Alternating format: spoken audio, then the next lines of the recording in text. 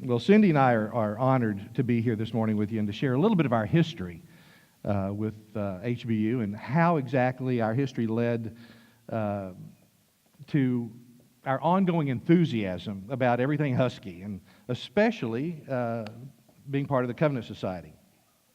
Now, as you can see, Cindy has elected for me to speak on our behalf, but as usual, if I do not get it right, she will have the last word. So don't be surprised. Well, my personal journey began with HBU rather unintentionally, back when it was still HBC, Houston Baptist College, about 47 years ago.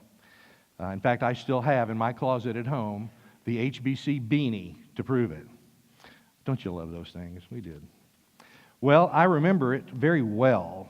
It was a beautiful spring day in the late March of 1972, and I was nearing the end of my senior year in high school, at Sharpstown High School, not far from here. Like all seniors, I was eagerly looking forward to graduation. I had big plans.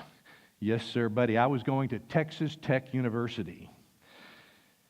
Now, I hear the silence, and the people go, oof. Well, I know it's in Lubbock, in the middle of nowhere, but it was, you have to understand, it was the furthest I could get from home and still be in Texas. Well, on this particular morning, this spring morning, I was sitting studiously in a second period English class at Sharpstown High School when a messenger from the principal's office came in to our classroom, and he gave my teacher a note. And the teacher called me up to his desk and just very casually told me to go home. Well, I asked why. He said the note didn't say, it just says go home. Well, hey, I was a good student. The odds are I was not being kicked out of school. I figured that perhaps, as it happened before, my mom had taken ill, which happened now and then. And I was an only child, so it was kind of on my shoulders. And I thought it might be that I was being summoned home to help take care of her. Maybe. It was a realistic possibility, so I figured that after I saw to her needs, remember this was a beautiful spring day, I could probably have time to squeeze in 9 holes before supper time, because I was not going to go back to school. So I headed home that day in my 1968 Opel GT. Now, before you snicker, that was a very cool car. If you don't believe it, just Google it. Google, not right now, but Google Opel GT. You'll see, and it was red. Well, it had no air conditioning, but it did have a very good radio. So while en route home, I turned on the radio, and I heard a breaking news story. Something like this. It said, gunshots at South Park National Bank. The president is known dead. Film at 11. Suddenly, I knew exactly why I had been summoned home, because that was my dad they were talking about on the radio. When I pulled into the driveway, ran into the house, I was greeted very casually by my mom, asking, why are you home so early? Did they let out early today for some reason? She knew nothing about this. See, the bank had called the school, my school, to get me home before she got the news. So I had to say, at that moment, I had to say, Mom, sit down. I've got to tell you something. Well, a few moments later, the phone call came in. So that morning, that event, that phone call, obviously changed my life. Being an only child, I knew full well that I could not, from that moment on, I couldn't either financially nor in good conscience continue with my plans to leave my mom for college and go far afield in Lubbock, Texas. My college plans were essentially all out the window. But, as fate would have it, as God's plan would have it, months before, along with a few other colleges, I had actually applied to HBC and had been offered an academic scholarship. But I had declined it in favor of going to Texas Tech. Now, suddenly, life threw something at me that made me reconsider and made that offer look pretty darn good. You see, HBC was only about 2 miles from my home, so I could live at home, care for my mom, and see to everything I needed to during this period of adjustment. The staff and administration here at HBU were very gracious. compassionate. They maintained that scholarship offer. And all I can say is thank you, God, and thank you, HBU. And I think that right then and there is when I realized, maybe for the very first time, that those two things, God and HBU, were inextricably connected. There is no doubt in my mind that God's overriding grace in the midst of those challenging circumstances and providing an education at this institution literally saved my educational life. And it has, in so many innumerable ways, had a profound and positive impact on my entire life, just in general.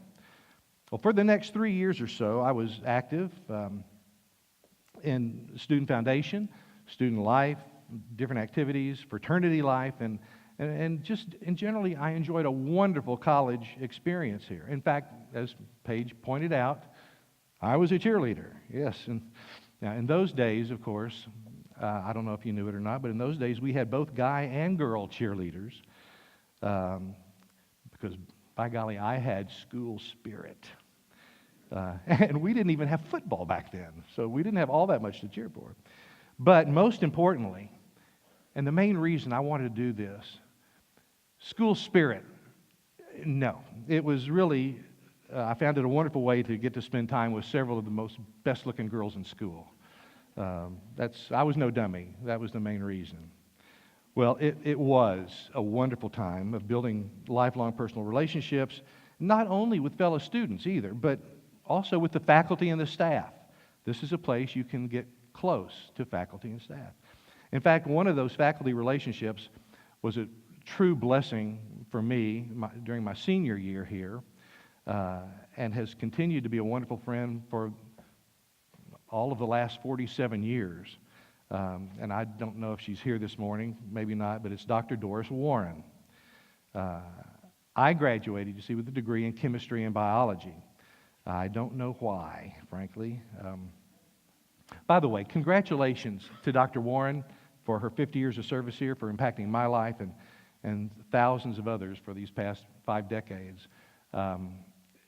Dr. Warren, are you here? No. Good. Then I'm going to tell a story on her. It was my senior year, and she was teaching a class in instrumental analysis. I think it was inorganic instrumental analysis, and it had to do with mass spectroscopy and all kinds of things. And for some reason, I did pretty well in chemistry under Dr. Fan and other professors, but for some reason, I was just struggling with this class. Maybe I'm not very mechanical. I don't know, but I was struggling. And I mean, when I say struggling, I mean I was afraid I wasn't going to pass the class. And it was my senior year. I had to pass this course. Well, it was finals day, and I had sweated bullets on this day, and I knew that I had just barely had a D. I had a D in that class, but barely a D. And I knew that if I took that final, it was lights out. It was over. There's no way I was going to take that and pass. Well, we're all seated in the classroom, pencils poised, and Dr. Warren, Miss Warren walked into the class, and she said, "Boys and girls, I just received word that I just only minutes ago received my doctorate." And she was elated. And in celebration, she said, "For this wonderful thing that just happened to me, I'm going to give you all a break. And if you want to take the final, you can. But if you don't want to, you can just stay with the grades you've got and be happy." Well, that saved my bacon. Let's hear it. Well, thanks to the benevolence and God's grace by Dr. Warren, I did graduate with a degree in chemistry and biology. Now, again, I don't know why I had that degree. I never really wanted to be a doctor, but it sounded good when all of my parents' friends would say, "What are you studying in school, son?" I'd say, "Well, I'm in pre-med." They were impressed. But not wanting really to be in the medical field, what do you do with a degree in chemistry? Well, I didn't know what I was going to do. Again, though, a faculty member in this school came to my rescue. He had taken a personal interest in my need for a job, and it was the director of athletics at that time, Dr. Ed Billings. And he knew that I was looking for a job related to my major, and he referred me to his friend from church who was looking for a chemist in the oil field service industry. And bam, I had a job. Thank you, Dr. Billings, and again, thank you, HBU. Well, a few years later, I came back to HBU, and I matriculated through the Executive MBA program. They used to have that from 6 to 10 on Tuesdays and Thursdays and all day on Saturday for 2 years, and you could get your MBA. That's where I met, studied with, became friends with, and eventually went into business with a fellow student in that program. This took my career in yet another direction. And again, thank you, HBU. Now, I'm not going to stand up here and go through all the subsequent variations and iterations of my career path because, frankly, it can be, at best, it can be very confusing and even bizarre, but it's never boring. Eventually, though, when I finally found my true calling, my passion, it would have appeared to the untrained eye to be somewhat kind of serendipitous. But to those of us who believe, and I do, that God has a plan for our lives, if you draw one more breath today, God has a plan for your life. And He had a plan for mine. It was undeniably God's provision that for the next 25 years of my career, that I would spend kind of in a borderline miraculous turn of events. I had found my calling, and I would spend my career in the financial services, real estate investment business. And of course, with a degree in chemistry, biology, that makes perfect sense. No. But wait. Yes, there's more, as the commercials say. God was not finished surprising me yet. I was in my late 30s by this time. I was a happy bachelor. And when I finally met the girl that I couldn't live without, when I was finally, literally, led to her doorstep, I began a very thorough courtship with this young lady, and she would become my wife. Right there. Give her a hand. She's beautiful, isn't she? How am I doing so far? Okay. Well, Cindy was a high-energy, successful marketing, event production executive in her own right with her own successful business. After producing several citywide events, her unique skill set was recognized by the then private owners of a company that some of you may know, Randall's Food Markets. And she was enticed to take that newly created position of Vice President of Community Relations for that wonderful family-owned firm. For the next 8 years, Cindy probably had the best job in town. She was able to very benevolently give away lots of Randall's money to worthy charities, and that is a good job when you can do that. But all good things must come to an end.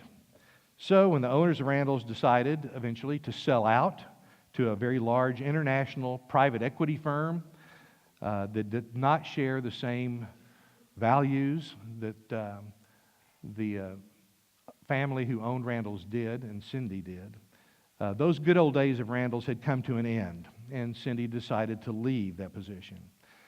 But, you know, as the old saying goes, when God closes a door, He opens a window somewhere.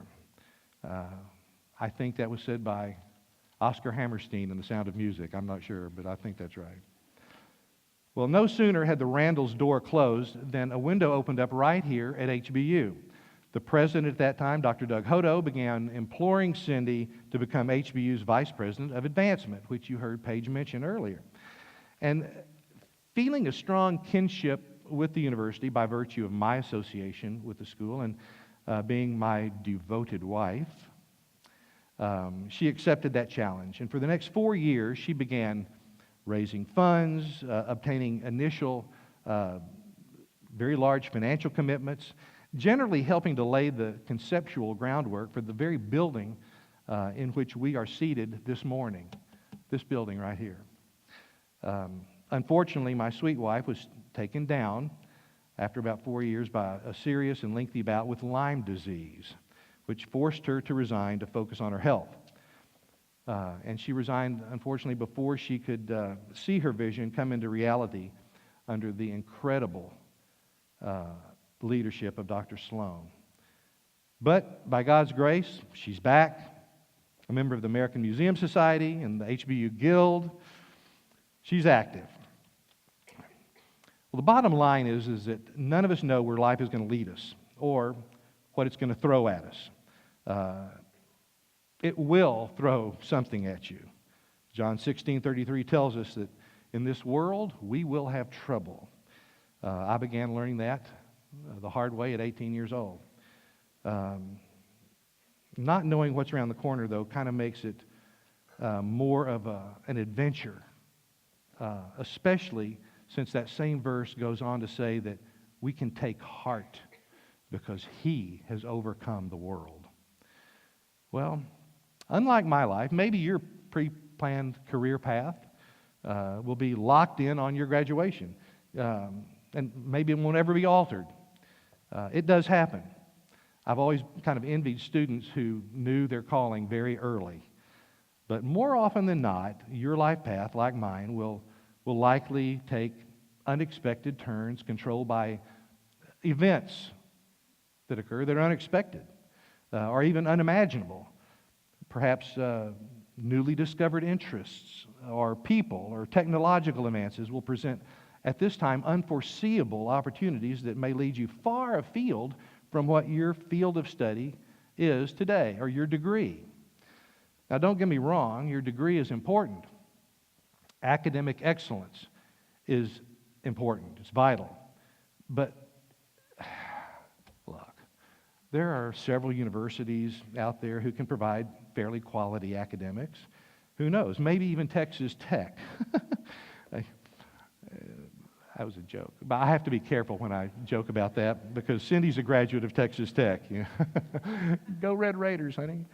Yeah.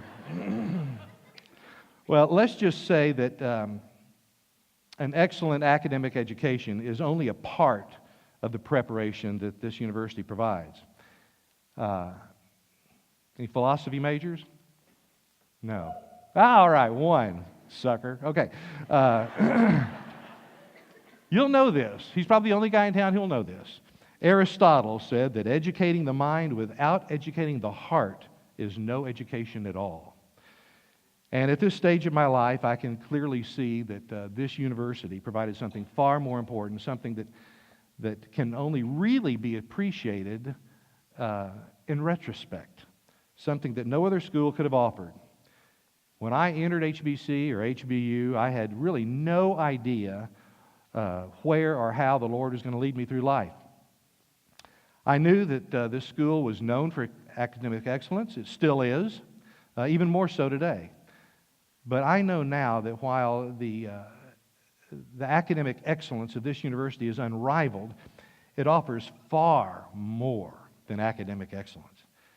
So, question, what is this mystical, magical component of HBU that was so important to me? And I believe is so important to everybody who's seated here today. I thought for a long time about exactly how to say this. In today's world of safe spaces on college campuses, microaggressions, and hyper-political correctness, gender-neutral pronouns, I was a little nervous about just frankly speaking from my heart. But then I thought, well, I'm already here. I'm old. I'm nearly finished with my little talk, so what the heck? I'm going to go for it. Bottom line is this.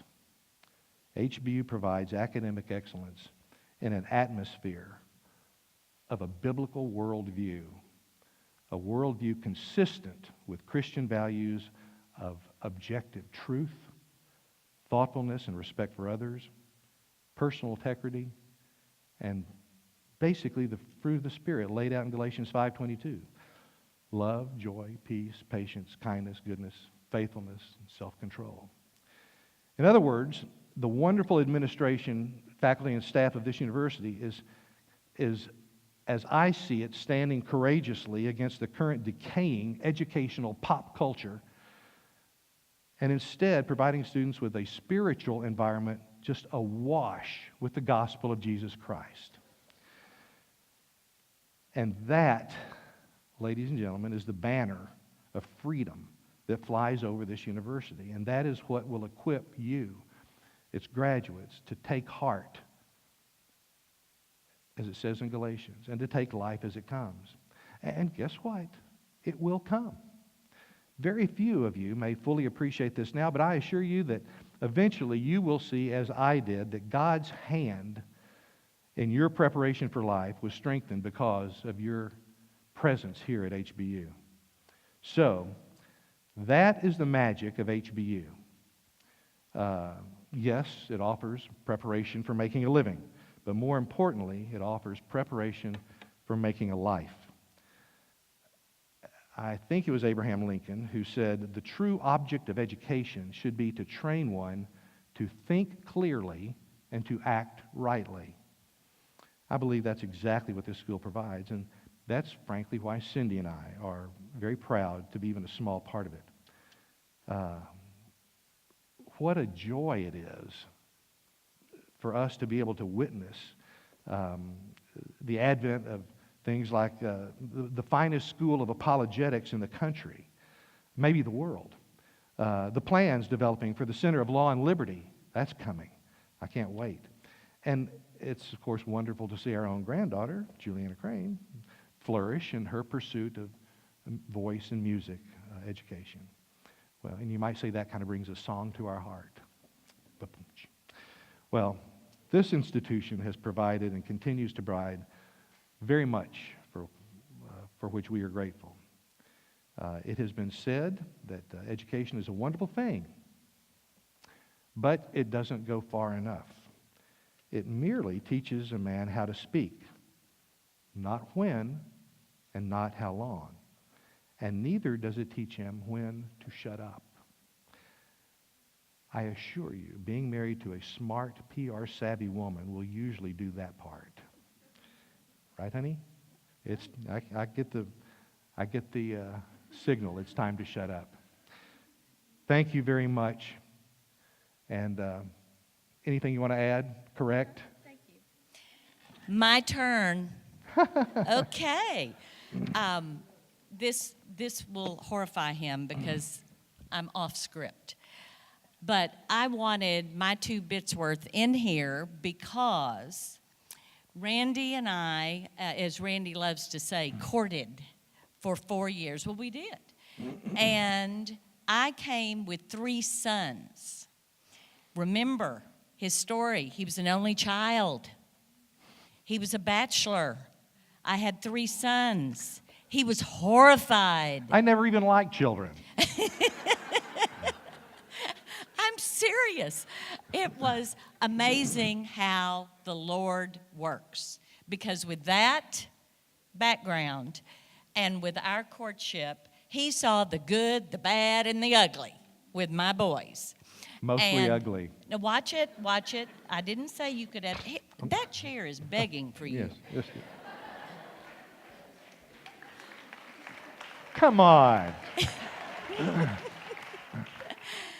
Indeed, those boys were, and they will each one, they're grown men, they're fabulous husbands, fathers, they're great guys, they are strong Christian men, and they will admit they were terrorizing in anything involving Randy because they were being themselves.